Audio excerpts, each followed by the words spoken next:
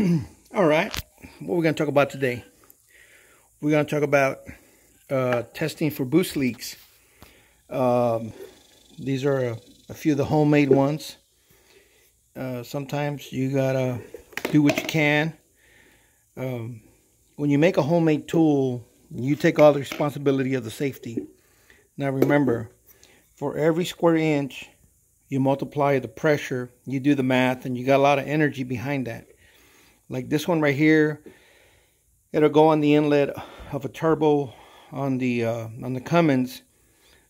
But remember, the inlet is suction, so you're pressurizing something that technically was not designed to have pressure behind it. But sometimes, you want to put a little bit of pressure.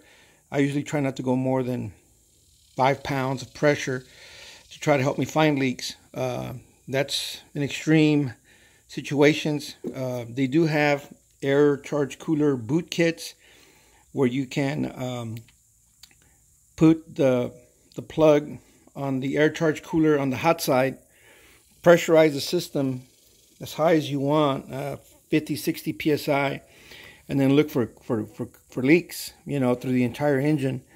And that works pretty good. But again, you got to be careful. Make sure you have a safety system in place, chains or whatever to keep it from, if it flies off, it doesn't hurt you. Smoke machine actually works real well with compound turbos. Usually because a compound turbo will have a wastegate, and you can plumb in through there and you can smoke it, low pressure smoke, and it works really well. Bellows, gaskets, clamps, or just things that are not lined up correctly, this thing will find them. It works pretty good. It's a little slow sometimes depending on the size of the system you're working with. Truck engines, small engines, it does real well. Real big engine, high horsepower engines, V12s, V16s, it struggles to do its job there. So, but anyway, something I'd share. Testing for air leaks on turbocharged engines. Just something I'd like to share. Hey, leave a comment. How do you test for boost leaks? And of course, the good thing is you can do this with the engine off, which is what I like.